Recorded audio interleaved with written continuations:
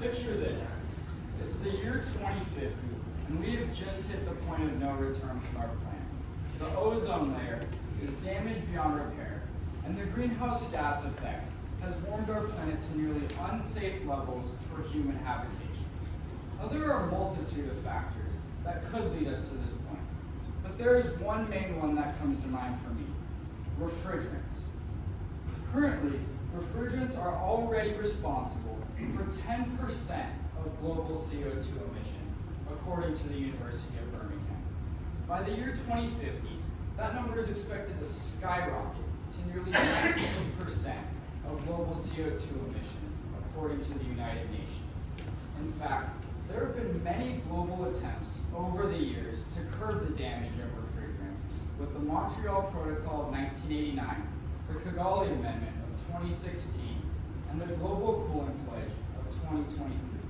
Now, these were all noble attempts that aimed to limit the damage of the current refrigerant options on the market. And although they led to innovation in the refrigerant formula, the underlying problem of refrigerants still remains. Do you want your kids or your grandkids to grow up in a post-apocalyptic world, all because we were cooling down our homes and refused to find a better way? Well, here at Sound Cool, we want to make sure that dark future never becomes a reality. And we're going to do that through the use of thermoacoustic cooling. Thermoacoustic cooling is not a new technology. It has actually been around since the 50s. And it is currently being used in high-end labs and advanced technologies you may be familiar with, such as the James Webb Telescope.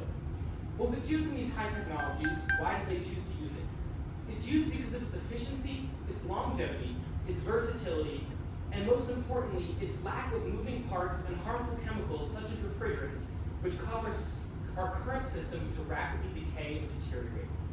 Well, if thermoacoustic cooling is so great, why is it that it hasn't come to the commercial use before? To understand that, we have to realize that up until recently, there hasn't really been a problem with our current refrigeration system, or at least consumers never thought there was a problem. But in the past few decades, and especially in recent years, there's been a massive push and increase in demand for greener, cleaner alternatives to all kinds of household appliances.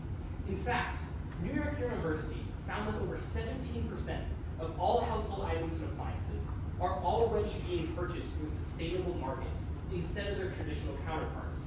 And those sustainable markets are growing at twice the rate of those conventional markets. This shows the perfect opportunity to bring in a green alternative such as thermoacoustic cooling into the consumer life. Let's get to the how of thermoacoustic cooling. There are already hot and cold molecules in the air. We'll only be using sound waves to separate these hot and cold molecules into hot and cold pockets. We will then use a radiator to remove the hot air and allow the cold air to cool your home. As for installation, we won't be entering into your home and ripping out all the air ducts and making a mess of your personal space. Instead, we will only remove the big, bulky AC unit that you already have outside and replace it with our elegant and simple model. In the tube in this model, there are specific materials to help the sound waves to separate these molecules. In the box, there's the speaker and components that help it maintain its specific frequency to cause the thermoacoustic cooling. This model is best for ease of use, for maintenance, and for our environment with a lack of refrigeration. So according to the MMR, the total global market value of the air conditioning industry is over $162 billion. And on top of that, it's expected to grow 10% year over year through 2030, and quite frankly, I don't think any of us see that stopping anytime soon after that. And in homes alone, there's over 374 million air conditioning units, almost all of which rely on old, outdated technology. Well, here at Sound Cool, seeing as how we're providing a new forefront technology, we're seeking customers who are sustainably minded, environmentally conscious, and seeking a new, greener alternative. And even if we can capture just 1% of that total global market, we'll have a total addressable market of $1.6 billion, not arriving at 5% or 10%. So in terms of our business model, how are we actually going to capture value from this market? Well, it looks like this. First, we have a $6,000 initial installation, which is going to cover the unit itself, the removal of the old, and the implementation of the new. Then, in order to continue capturing value from this market, well beyond that initial purchasing date, we're proposing a $400 bi-yearly maintenance checkup. This checkup will cover an inspection inspection, a cleaning, as well as a brand new speaker, which is going to ensure a long-lasting life for each and every one of our units, which is going to save you, the customer, thousands of dollars over the course of your lifetime because you're not going to deal with just generic, pesky AC replacement costs.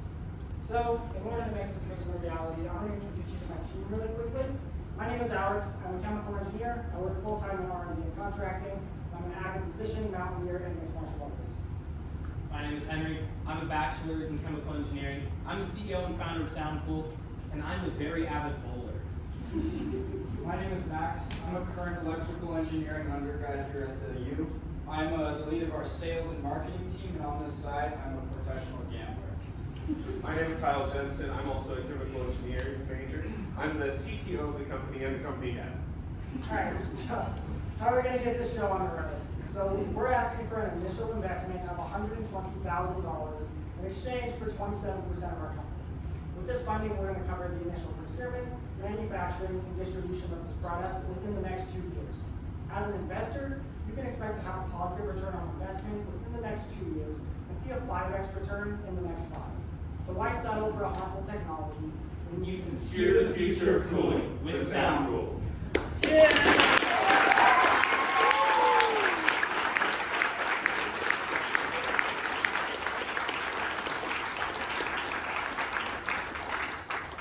thank you. Any questions? Yeah, please. Can your technology work in reverse? Can it heat homes as well?